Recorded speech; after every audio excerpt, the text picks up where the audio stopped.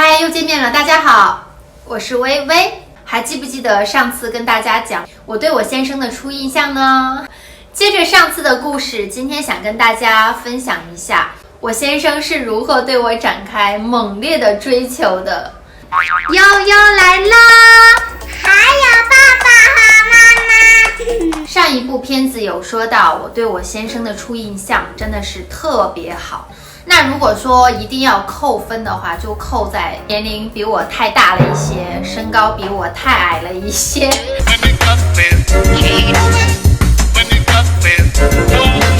虽然说对他的初印象特别好，但是我没有说，他是我理想中的男朋友。即使他的身高那么矮，即使他的年龄那么老，我仍然考虑一下他到底他的身上有哪些宝藏呢？在他追求我的这1个月里，上次影片提到的台湾男人的生活用语、基本的生活道德行为，在我的心里就觉得如此的有内涵，如此的绅士。比如在我们吃饭的时候，他会和服务员说谢谢，特别是对于我们北方人来说，没有这种习惯。可是当遇到我先生的时候，连他说谢谢谢谢那2个字好像都在发光一样。在看电影啊，在询问的时候，他会问请问。现在在看我影片的朋友一定会说，我靠，原来谢谢对不起请问就可以俘获一个女生的心哟，原来这么简单。我跟你说哦，真的不简单。因为在我的生活圈，频繁的可以把这些文明用语挂在嘴边的男生真的不多。再加上上部影片说了，我爸爸是一个满口吐脏话的男人，我内心对于像我先生这样的，会有一个失去理智的一个放大光环。确实这一点是加分的。像他相处的这段时间呢，本来我先生就是台湾男生，我对他的好奇点就很多。再加上我是好奇宝宝，我会经常问他一些，你家乡的一些什么？那这个时候他就很有心机的跟我讲，他的家乡有哪些是我的家乡还没有办法做到的，或者说是两岸的落差吧。比如他会说，我前2天在成都生病了，因为病得很严重，换气过度，去医院住院，花销多少，然后当时经历的种种，他会跟我讲。可是对于我一个本地的女孩来说，我会觉得很正常。对啊。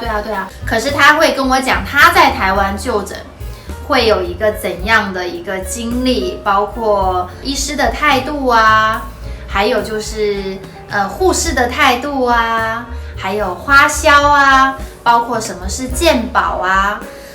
原来差距这么大哦！一定要多讲一下自己家乡优越的事情，让他对你的家乡有一个新的高度的认识。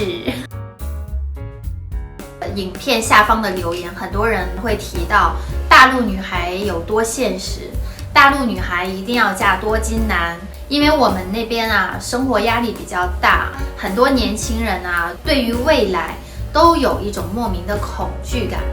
如果我和他结婚，他没有房子，我们该住到哪里呀？万一说又失业了，又生病了，那不是惨上加惨？至少在我的圈里面，没有一个女生，男方没有房子，他就会和他结婚的，这是很现实的。社会话题，不然越聊越远。虽然说我先生论在台湾和大陆，他都没有房子，并没有说因为没有房子我对他减分，因为他采取了一个很机智、很心机的方式跟我说明，我没有房子，但是呢，好像还没有那么的糟糕。他会经常跟我提，其实啊，我们台湾啊，大家都不太住这种公寓性质的。比如说我们家是透天，我想什么叫做透天，所以他就对我进行了一个知识的普及呀，包括带我看 Google Map 现场版他们家的样子。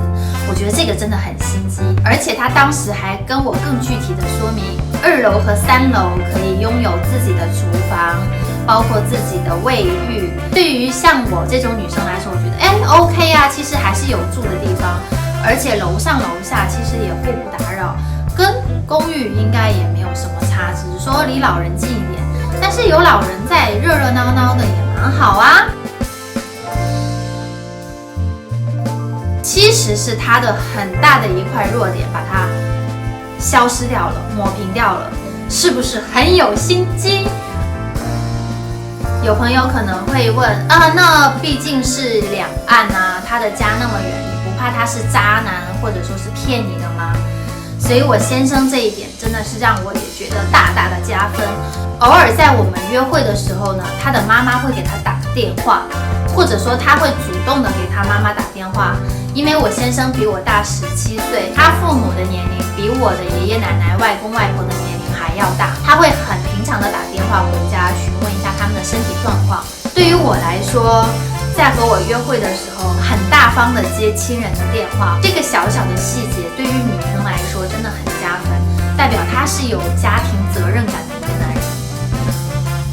因为我先生呢，他是一个比较好自由的人，有很多工作机会，出差，经常给我讲一些我不知道的事情，新鲜世界的事情，对于女生来说是有某种仰望感的感觉。哎，怎么什么都知道啊，好厉害哦，会带有莫名的一种偶像光环。不妨多说一说，你去过哪些地方玩啊？然后呢，这个地方有什么好吃的？有什么美好的经历？而且在我们聊天过程当中，说明这个男生就很积极向上嘛，很乐观嘛。不然，像我爸那种人，就是负面思想很严重。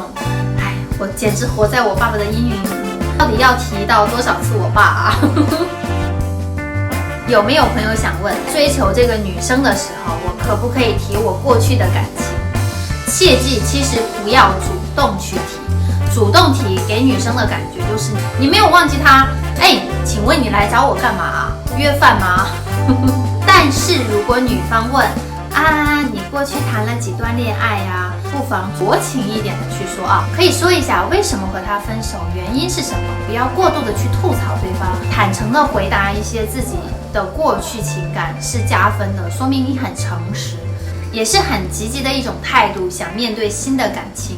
虽然对微微来说，以上说的这几点是加分的，可是呢，还是最基本的一个原则吧，就是我们要真诚的对待彼此，认真的考虑彼此的情感。毕竟大家都是成年人了，青春有限，加油，找到一个适合自己的人，然后我们就娶了嫁了吧。